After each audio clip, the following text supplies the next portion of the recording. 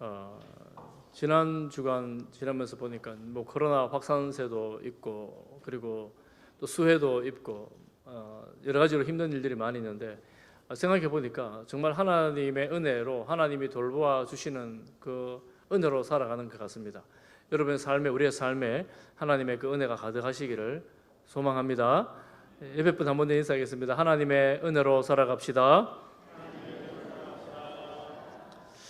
우리 하나님의 은혜로 살아갈 때 분주한 세상에 살아가는데 가끔씩 이런 생각이 들 때가 있습니다. 나는 누구지? 나는 뭘 하는 사람이지? 또 앞으로 어떻게 살아야 되지? 이런 근본 존재에 대한 자신에 대한 존재의 질문을 할 때가 있습니다. 오늘 이제 교리 설교 두 번째로 인간이란 어떤 존재인가에 대해서 살펴보려고 합니다. 인간을 잘 알면 하나님께로 더 가까이 나갈 수가 있죠. 인간과 동물은 근본 다릅니다. 하나님께서 인간을 지으실 때에 완전 다르게 지었죠.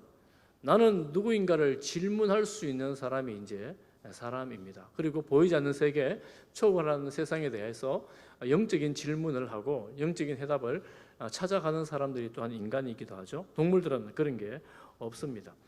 그래서 성경에서 인간에 대해서 이렇게 말합니다. 사람은 하나님의 형상을 따라 지어졌다. 하나님께서 내가 만들었다. 이렇게 말씀을 하십니다. 그러니까 우리가 세상에 보면 왜 인간의 권리, 인권에 대한 이야기를 굉장히 많이 합니다. 무슨 조그만 일만 있어도 뭐 피해자 인권이니 가해자 인권이니 인권에 대한 말을 굉장히 많이 하는데 이 인권의 근본 출발이 어디냐 이렇게 묻는다면 저는 감히 성경이다 이렇게 말할 수 있을 것 같습니다. 왜냐하면 인간은 하나님의 형상을 따라 지음받은 존재이기 때문에 이 세상에 하나님의 형상으로 지음받은 다른 존재가 없기 때문에 가장 존귀한 사람들이 바로 인간이다 이렇게 말씀할 수 있습니다. 여러분 귀한 존재들입니다.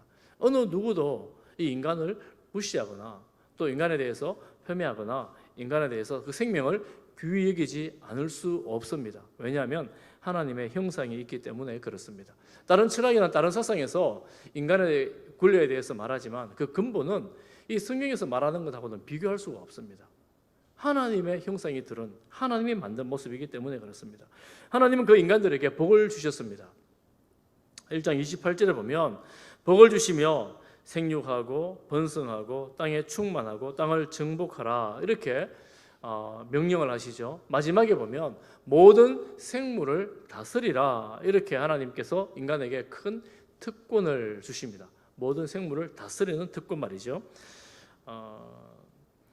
그래서 사람은 아담은 에덴 동산에서 다스리는 직분을 감당하게 되는데 창세기 2장 15절에 보면 여호와 하나님이 그 사람을 이끌어 에덴 동산에 두어 그것을 경작하며 지키게 하시고 아담은 에덴 동산을 경작하며 지킬 책임을 가지게 된 겁니다.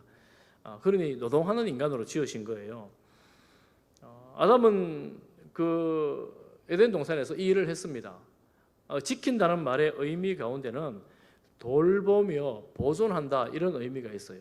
그러니 아담은 하나님으로부터 대리 통치자가 되어 이 에덴 동산을 돌보면서 경작하면서 이제 유지하는 보존하는 그런 역할을 해야 했던 것입니다. 그 예로 아담이 이 일을 잘 했는데 그 예로 창세기 2장 19절에 보면 하나님께서 아담을 보면서 이 동물 이름을 어떻게 짓는가 한번 보자 그러면서 동물들을 아담 앞으로 다 지나가게 합니다. 2장 19절에 이렇게 말합니다. 아담이 각 생물을 부르는 것이 곧 그 이름이 되니라. 다스림의 한 가지 방법은 상징적으로 이름을 지어 그것을 관리하는 겁니다. 부모가 다스리는 건 아니지만 자녀의 이름을 짓습니다.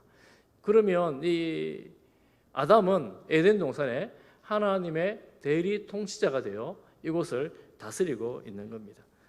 태초에 아담은 탁월한 지성의 소유자였습니다. 여러분 우리 어르신들 아니어도 저희 형제가 사형제인데 제 어릴 때 부모님이 저를 부르는데 한 3명쯤 부르고 나서 제 이름 부르더라고요.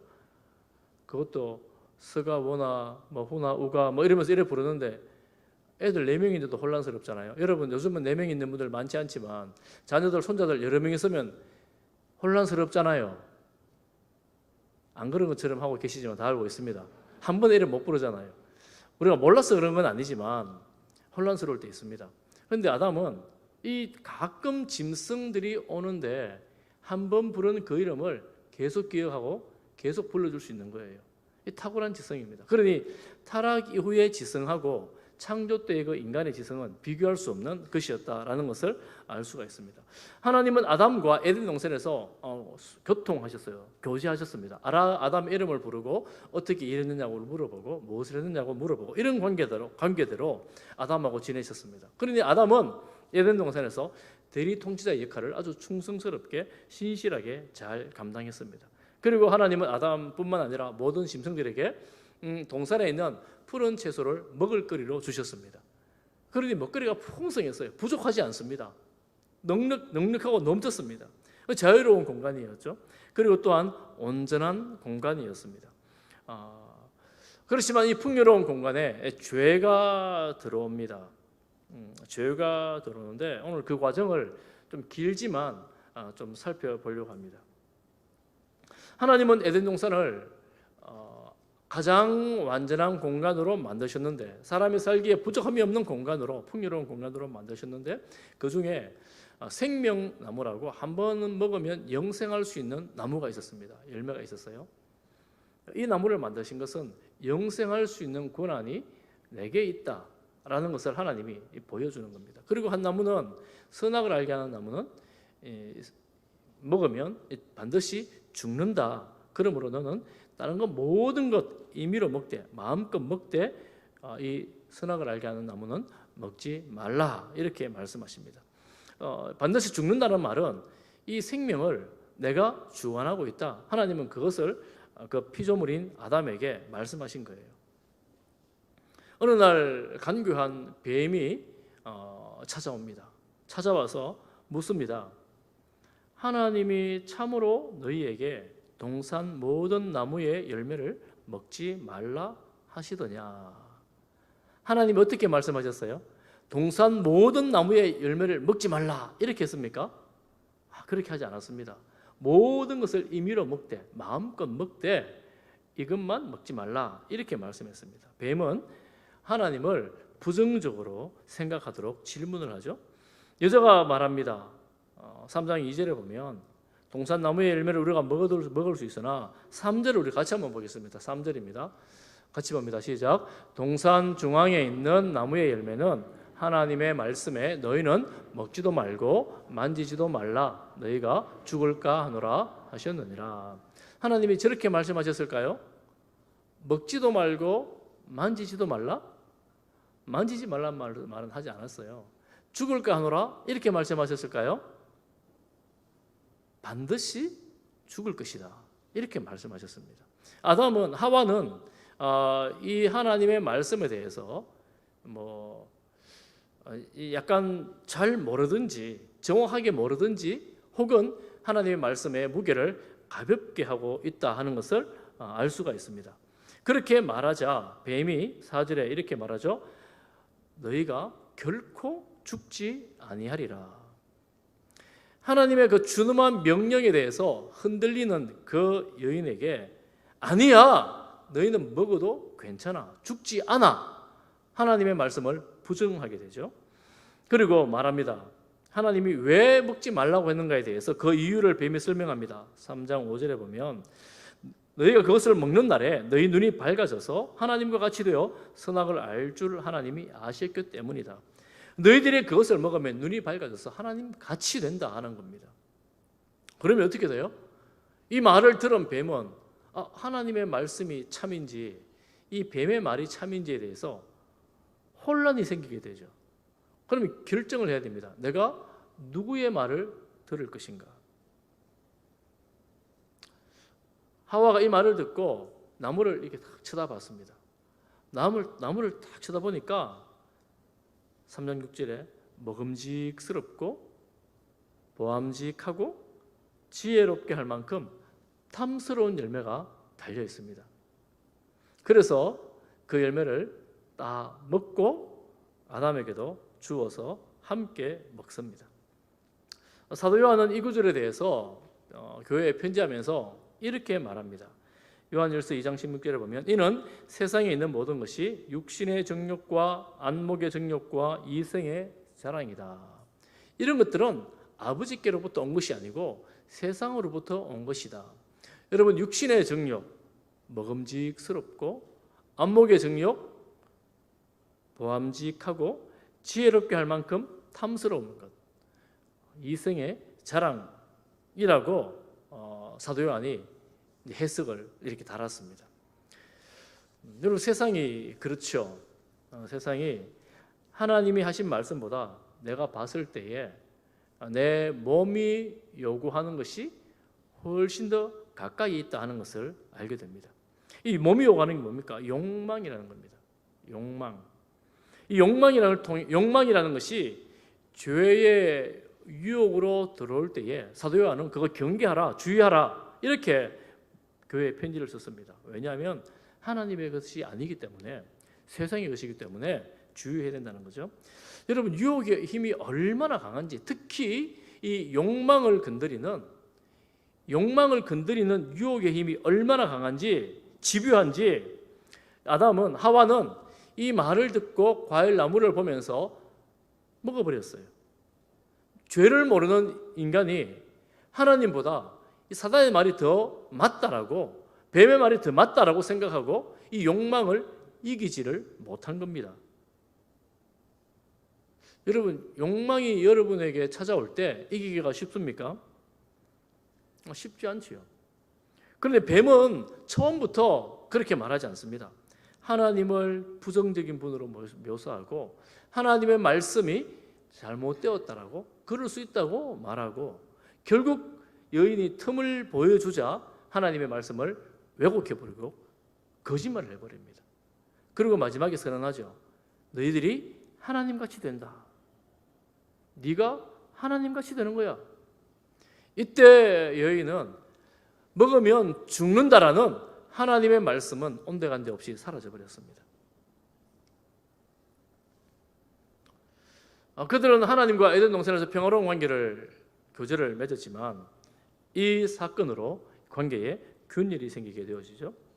하나님이 되고자 했던 그들은 그 하나님이 되려고 했던 교만이 그들을 완전히 사로잡아 버렸습니다. 오늘날 그렇습니다. 하나님에 대해서 부정적인 묘사, 말씀에 대한 왜곡, 그리고 거짓말, 그렇지 않다고 여러분 세상이 얼마나 그렇게 말합니까? 성경이 그거 아니라고 그러는데 아니야, 그게 맞다고, 내 생각이 맞다고 얼마나 세상이 말들 합니까? 그런 과정을 지나면서 하나님은 사라지고 내 주장만 남고, 내 주장은 그것이 죄일지라도 내가 생각하고 내가 주장했기 때문에 맞다라고 생각하고 자신을 합리화하며 지나가는 거죠. 한 가지 질문을 답변을 하고 넘어가야 되죠. 우리가 이때 되면 질문이 한 가지 있죠. 하나님은 왜 선악과를 만들어서 이 사람들을 죄로 빠뜨리게 하는가 하는 거죠. 여러분, 하나님은 왜 선악과를 만들어 두셨을까요? 선악과 안에 무슨 독이 들어있어 그것을 먹는 날에 눈이 밝아지고 막 이상하게 되는 걸까요? 좀 전에 말씀드린 것처럼 인간은 이 에덴 동산에서 하나님의 대리 통치자입니다. 하나님이 직접 통치할 수 있지만 하나님 형상을 그에게 주어서 그가 하나님처럼 이 동산을 다스리도록 하셨습니다. 그럼 인간 입장에서는 뭐가 됩니까? 이 모든 생물들, 피조물에 대한 통치자가 되는 거예요. 굉장한 권한을 가지게 되는 겁니다. 이름을 지어주면서 또 말 한마디 하면 모든 피조물이 그에게 나오는 그런 통치의 권한을 가지게 되는 겁니다. 그럼 인간이 여러분 어떤 자세를 취해야 할까요? 이 선악과를 보면서, 또 그 동네를 다니면서, 그 동산을 다니면서 선악과를 보면서, 이 모든 피조물들이 내가 말하는 대로 되지만 이거 먹으면 나는 죽어. 그러니 하나님이 이 동산을 다스리는 분이야. 하나님을 기억하게 하는 장치가 되어야 했습니다. 하나님은 이것을 먹으면 죽는다 했으니 내 생명이 하나님의 손에 있어. 하나님이 창조자고 나는 피조물이야 하는 것을 기억해야 할 장치로서의 선악과라고 말씀을 드릴 수가 있습니다. 먹으면 하나님처럼 되겠다고 먹었으니 정면 도전을 한 거라고 할 수가 있겠죠. 선악과를 왜 만들었을까요? 그거 하라고 만든 거예요. 너는 피조물이야. 너는 그것을 기억해야 돼. 사람들은 피조물 되기를 별로 좋아하지 않습니다. 창조 주인 되고 싶어 하죠. 내가 주인 되고 싶어 하죠. 내 인생의 주인이 되고 싶어 합니다. 그래서 죄가 무엇이냐? 죄는 내 인생의 주관자는 바로 나다. 내 인생의 창조자도 나고 내가 내 마음의 욕망대로 살아갈 거라고 작정하는 겁니다. 좀 더 쉽게 말하면 이렇게 말할 수 있습니다. 하나님 없이 살아도 괜찮아. 내 마음대로 살아도 괜찮아 라고 생각하는 것이 죄입니다. 죄의 시작입니다. 그것은 또한 곧 내가 하나님이야 라는 교만하고 통하는 것이지요. 여러분 그렇게 살면 행복할까요? 내 인생의 주인이 되어 내가 마음껏 살게 되면 행복할까요? 이 죄에 대해서 오늘 오후 예배 때 가인의 삶을 보면서 다시 한번 살펴보려고 합니다. 죄가 어떻게 확장되어져 가는지를 보려고 하는데요. 죄의 결과가 우리가 살펴봐야 될 내용입니다. 그럼 어떻게 되는가? 인간은 인생의 주인이 내가 될 때 그릇된 욕망이 우리를 사로잡게 되고 그릇된 욕망으로 따라가다 보면 온갖 부조리함이 우리 사회 가운데 삶 가운데에 가득해진다 하는 것을 우리가 볼 수가 있습니다. 여러분 죄의 결과가 무엇입니까? 죽음이 찾아왔어요. 반드시 죽을 것이다. 하나님의 말씀이 거짓말이 아니라는 것을 그들이 죽음을 통해서 깨닫게 됩니다. 그들은 죽습니다. 그 위에 모든 인간은 다 죽습니다. 이게 죄의 결과예요. 인간이 왜 죽습니까? 잘 설명하지 못해요. 병들어 죽고 늙어 죽고 왜 늙습니까? 왜 병듭니까? 왜 죽습니까? 죄 때문에 죽는 거예요. 우리 모든 인류는 이 근본적인 죄에서 벗어날 수가 없게 된 겁니다. 또한 이것이 육신의 죽음이라면 영원한 죽음이 있습니다. 죽음 이후에 인간은 영원한 지옥으로 가게 되죠. 지옥에 가게 됩니다. 이 영적 영원한 죽음이라고 말할 수가 있습니다. 인간은 그런 존재가 되어버린 거예요. 제가 세 번째로 살펴볼 것이 영적인 죽음에 관한 내용인데 내용이 조금 길지만 차근차근 한 가지씩 살펴보려고 합니다. 죄가 들어오면서 우리가 육신이 죽을 뿐만 아니라 영적으로도 죽었습니다. 죽음이 어떻게 찾아오는가 하면 첫 번째 영적인 죽음은 하나님과 관계가 파괴가 되는 겁니다. 에덴 동산에서 하나님과 아름답게 교제했던 그 관계가 파괴되고 범죄 이후에 어떻게 됩니까? 숨습니다. 하나님을 두려워합니다. 하나님을 피합니다. 여러분 죄를 지으면 우리도 마찬가지죠. 죄를 지으면 어떻게 됩니까? 두려움이 생기죠. 그리고 그 죄의 피해자에게 두려워하게 되고 숨게 됩니다. 그리고 또 한 가지가 생겼습니다. 그게 뭐냐면 자기가 벌거벗었다 하는 것을 깨닫게 되었습니다. 나뭇잎을 가져다가 자기 몸을 가리게 되죠. 수치심을 깨닫게 된 겁니다. 수치가 찾아온 겁니다. 여러분 죄를 짓게 될 때에 하나님께 대하여 두려움이 생기면 동시에 내 자신에 대해서 관점이 달라집니다. 하나님과의 관계가 파괴될 뿐만 아니라 자기 자신과의 관계가 파괴가 됩니다. 무너집니다. 내가 좀 괜찮은 존재인 줄 알았더니만 아담이 얼마나 멋있는 존재였습니까? 죄가 들어오면서 이 가릴 것이 있는 수치스러운 존재가 되어버린 겁니다. 오늘날에 마찬가지입니다. 여러분 요즘에 주변에 돌아보십시오. 자존감이 높은 사람이 많을까요? 자존감이 약한 사람이 많을까요? 자기 자신에 대해서 절망하고 자기 자신에 대해서 비참하게 생각하는 사람들이 얼마나 많은지 모릅니다. 나는 이것밖에 안 되는 인생이야. 이런 생각을 하면서 힘들어하는 인생들이 너무나 많습니다. 자기 자신을 바라보는 눈이 내가 하나님의 피조물로 존귀한 사람이야 라고 생각하기까지는 상당한 시간이 걸립니다. 믿음 안에서 내가 정말 귀하게 태어난 하나님 사랑받는 존재라는 것을 깨닫기까지는 이 죄의 관문을 지나가지 않고서는 깨달을 수가 없습니다. 그 절망감이 자신과의 관계를 파괴시킵니다. 세 번째로는 타인과의 관계가 파괴입니다. 다른 사람을 바라보는 눈이 완전히 달라졌다는 것을 우리가 말씀을 통해서 깨닫게 됩니다. 3장 12절에 보면 아담이 질문하는 하나님께 대답합니다. 같이 한번 읽어볼까요? 아담의 대답입니다. 시작. 아담이 이르되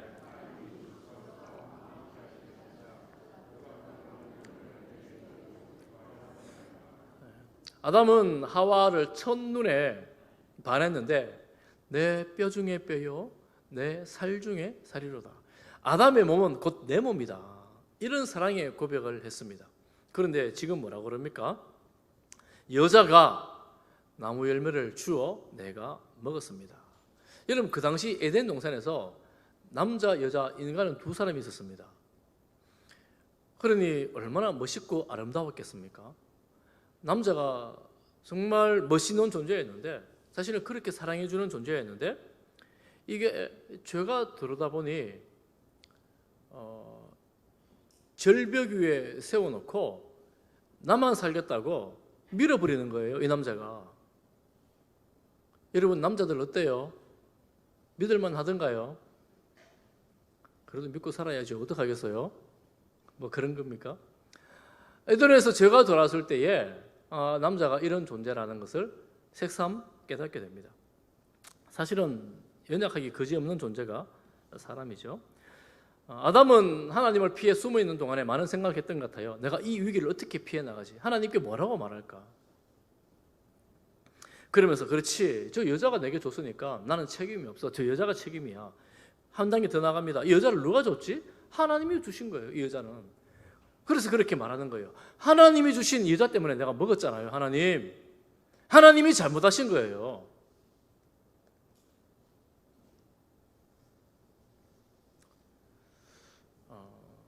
여러분, 이게 이제 인간입니다. 죄 지은 인간입니다.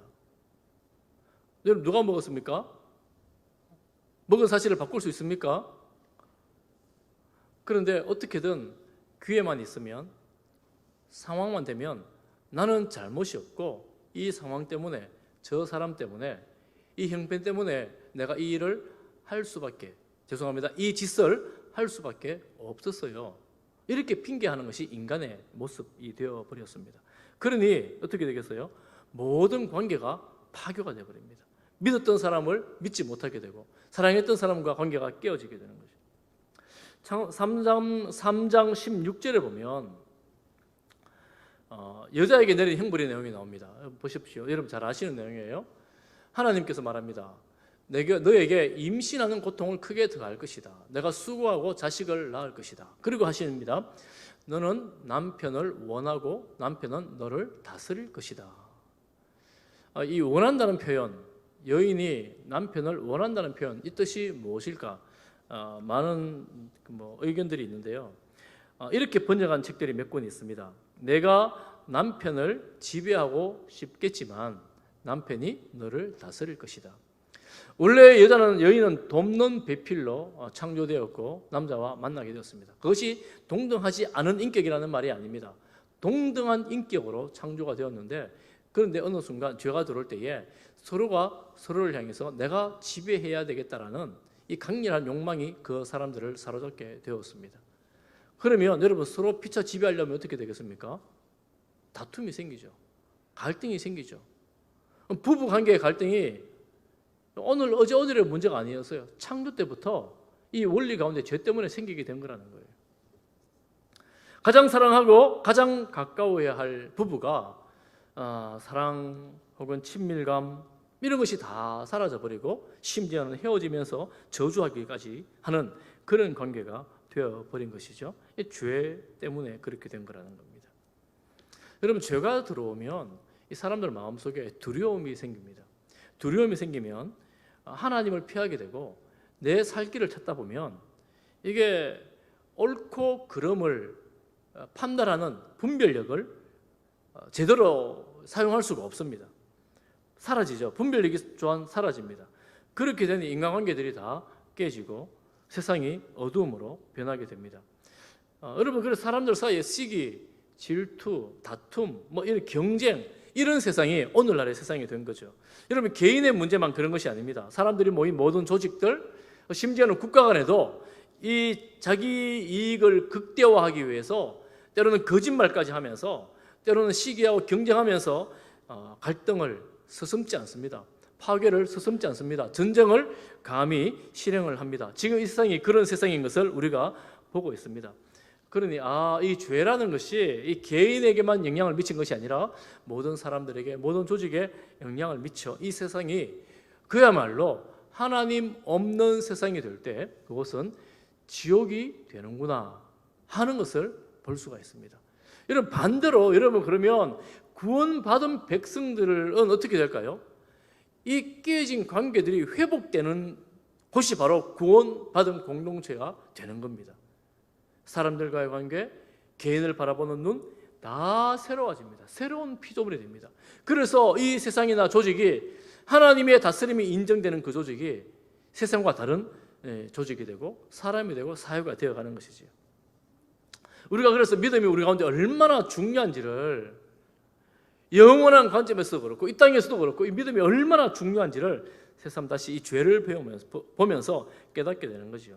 마지막 한 가지 파괴된 관계를 봅니다. 이거 마지막으로 볼 것은 환경이 파괴된 겁니다.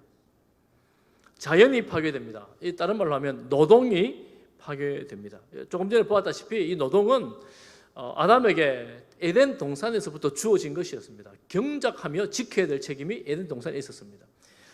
그런데 이 관계가 파괴되면서 하나님이 아담에게 말씀하시죠. 3장 17절에 보면 땅이 너로 말미암아 저주를 받고 내 평생에 수고하여야 그 소산을 먹을 것이다. 18절에 보면 18절 같이 한번 보겠습니다. 시작. 땅이 너에게 가시덤불과 엉겅퀴를 낼 것이라. 내가 먹을 것은 밭의 채소인즉. 이 땅이 가만 놔둬도 너무나 아름다운 열매들을, 채소들을 많이 생산하는 땅인데 이 엉겅퀴와 가시덤불을 캐내지 않으면 경작을 할 수 없는 그런 땀을 흘려야 되는 환경이 되어버린 겁니다. 노동이 생존을 위해서 어쩔 수 없이 해야 하는 생존의 비결이 된 거예요. 즐거움의 노동이 아니라 고통의 노동이 된 겁니다. 얼마나 인간이 고통스러워졌습니까? 그렇게 본다면 정말 죄 때문에 이 모든 인류가 파괴되어 버린 것입니다. 그래서 이 파괴된 인류를 살아가는, 세상을 살아가는 인간은 하나님으로부터도 떠나 소외되고 인간과의 관계에서도 소외가 일어나고 노동어도 마찬가지로 고통스럽고 힘든 소외의 현장이 되어버렸습니다.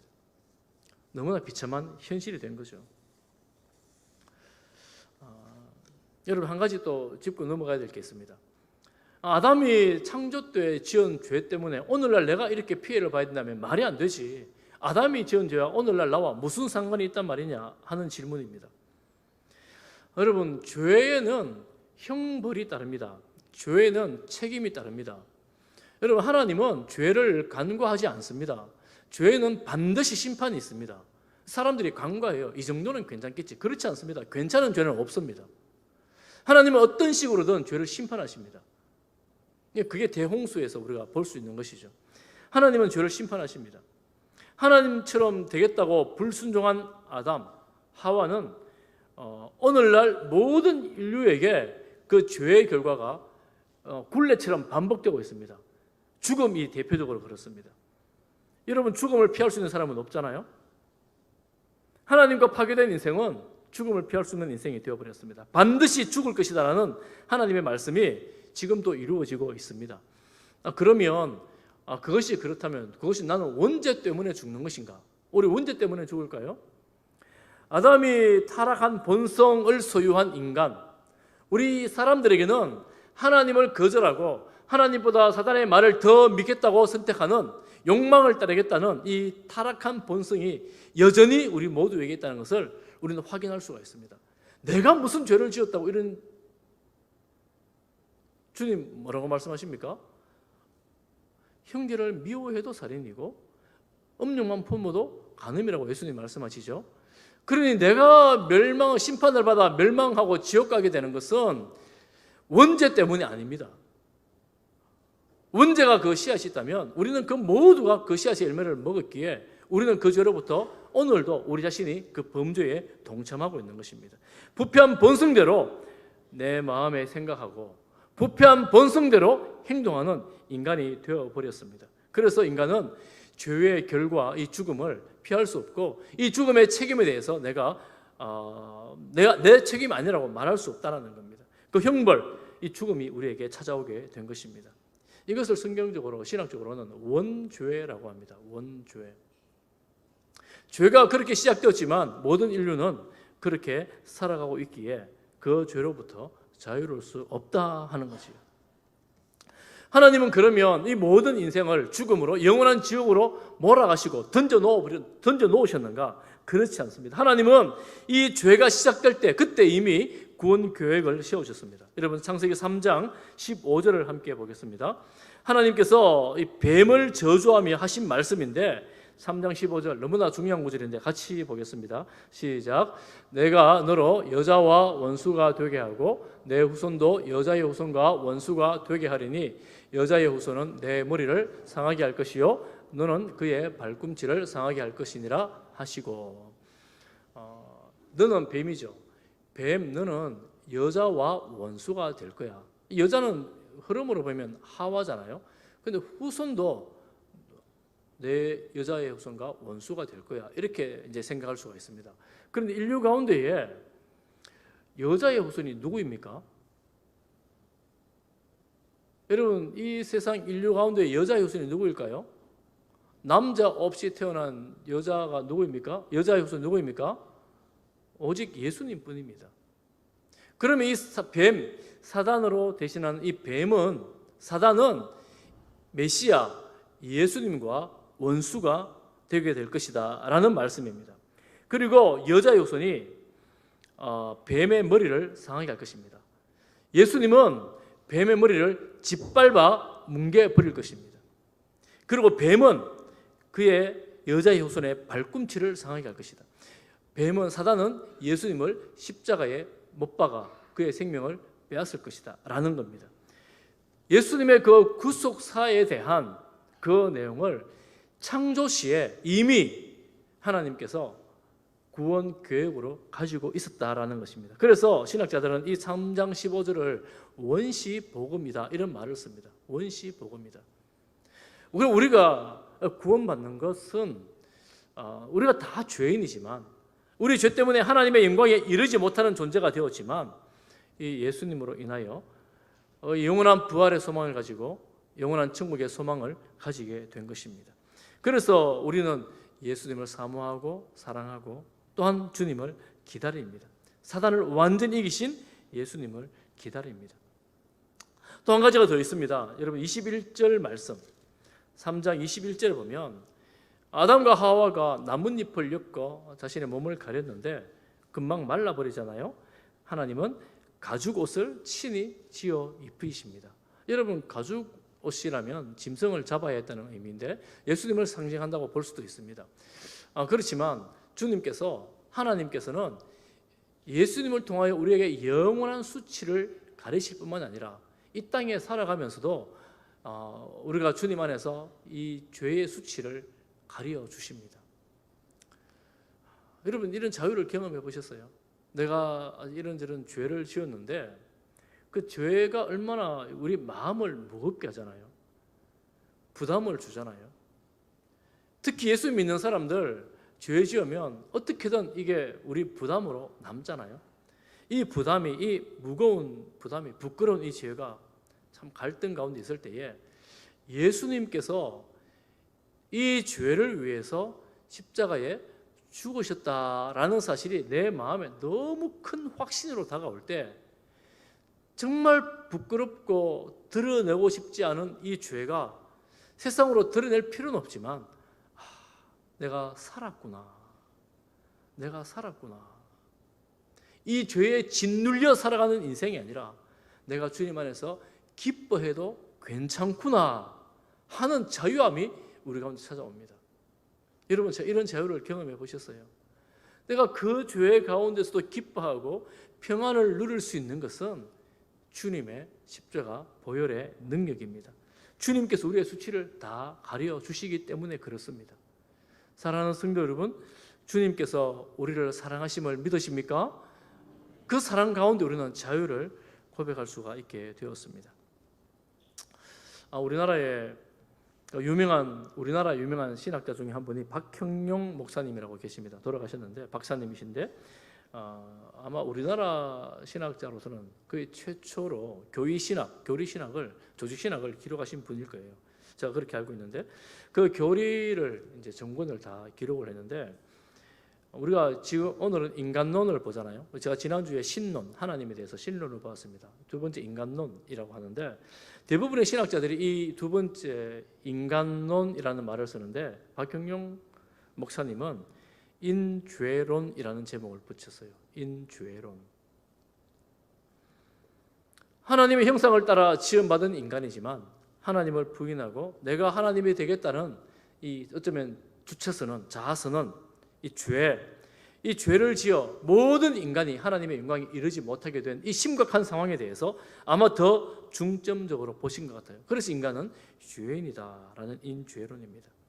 이런 죄 때문에 아무도 하나님의 영광으로 나아갈 수 없지만 로마서 5장 8절 말씀 너무나 유명한 구절이죠. 제가 많이 인용한 구절인데 같이 읽어보겠습니다. 시작. 우리가 아직 죄인 되었을 때에 그리스도께서 우리를 위하여 죽으심으로 하나님께서 우리에게 대한 자기의 사랑을 확증하셨느니라. 우리가 여전히 죄인이었을 때 예수님께서 십자가에 죽으셨어요. 아들 예수님을 십자가에 죽으심으로 하나님이 우리를 얼마나 사랑하시는지를 확증해 보여주셨다 이렇게 말씀합니다. 그래서 우리는 하나님의 그 사랑으로 살아났습니다. 하나님의 그 사랑으로 우리는 지금도 하나님 앞에 나와 예배를 드리게 되었습니다. 여러분, 이 사랑을 누가 깨달을 수 있는가 하면 내가 하나님의 심판 가운데에 지옥의 인생으로 영원토록 살아야 하는 존재구나. 나는 하나님 없이 좌절과 절망 가운데에 실패 가운데에 살아갈 수밖에 없는 인생이었구나. 너무나 깜깜한 세상이구나 하는 이런 어둠 가운데 있는 것을 경험한 사람들, 하나님 없는 세상의 그 비참함을 경험한 사람들, 그 죄악 가운데에 살아본 사람들은 아직 죄인 되었을 때에 그리스도께서 우리를 위하여 죽으심으로 이 하나님의 말씀이 우리에게 얼마나 큰 위로가 되고 힘이 되는지. 그런데 나는 죄를 짓지 않았기 때문에 절망함이나 내가 지은 죄가 없으니까 나는 천국으로 당연히 갈 거야 라고 만약 생각하는 분들이 계시다면 아직 죄인 되었을 때에 그리스도께서 우리를 위하여 죽으심으로 이 말은 나와 상관이 없는 말씀이 되어버립니다. 여러분 어떻습니까? 우리 모두는 하나님을 왕으로 창조 주인으로 내 인생의 주인으로 섬겨야 합니다. 여러분 과거에 예수님 믿기 전에 내가 하나님을 그렇게 섬기지 않았다면 우리는 아주 지옥에 어떤 사람 표현대로 지옥의 땔감으로 살아가야 될 인생들이었는데 아들 예수님을 통하여 우리를 구원해 주신 거예요. 그러니 그 사랑이 감사하고 고마운 겁니다. 여러분 오늘 이 시간에 하나님의 그 사랑이 우리 마음에 여러분 심령 가운데에 새겨지기를 간절히 소망합니다. 하나님 여러분 너무너무 사랑하세요. 여러분 죄인이어도 괜찮아요. 오히려 죄인이어야 합니다. 왜냐하면 그래야지 죄인에게 베푸시는 하나님의 은혜와 긍휼이 우리에게 새 생명의 역사로 다가오게 되어집니다. 아담처럼 하나님이 주신 저 여자 때문에 나는 괜찮은데 하나님이 주신 저 여자 때문에 하나님이 잘못했고 저 여자가 잘못했고 나는 잘못 없다고 이렇게 계속해서 다른 사람 이야기만 하고 있으면 우리에게는 하나님의 은혜의 빛이 긍휼의 빛이 어떻게 임할 수가 있겠습니까? 사랑하는 성도 여러분, 우리를 향한 우리 자신을 향한 여러분 자신을 향한 하나님의 그 은혜와 긍휼의 빛이 지금 이 시간에 비추어지기를 축복합니다. 그래서 내가 죄인이었는데 주님께서 나를 위해서 십자가에 죽으셨구나. 주님 너무 감사합니다. 주님 정말 고맙습니다. 하나님 구원받은 백성으로 하나님을 아버지로 감사함으로 섬기며 사랑하며 찬양하겠습니다. 이런 고백이 우리 평생의 고백이 되기를 간절히 소망합니다. 여러분 정말 그래요. 우리가 이 땅 살면서 예수님이 아니면 생명이 없습니다. 예수님으로 인하여 살았습니다. 하나님이 세상을 이처럼 사랑하사 독생자를 주셨으니 이는 저를 믿는 자마다 멸망하지 않고 영생을 얻게 하려 하심이니라. 이것이 하나님의 사랑입니다. 이 사랑으로 여러분 평안과 자유와 기쁨으로 충만하시기를 간절히 소망합니다. 기도하겠습니다. 하나님 아버지, 우리를 사랑하사 독생자 예수 그리스도를 우리에게 보내주시고 하나님의 형상을 잃어버린 우리에게 새로운 신의 형상을 부어주심으로 하나님의 자녀로 살아가게 하시니 감사합니다. 아버지여, 우리에게 베풀어 주신 생명 주신 그 사랑으로 죄의 값을 이기고 주님 안에서 승리하는 성도로 살아가게 하옵소서. 예수님 이름으로 기도하옵나이다. 아멘.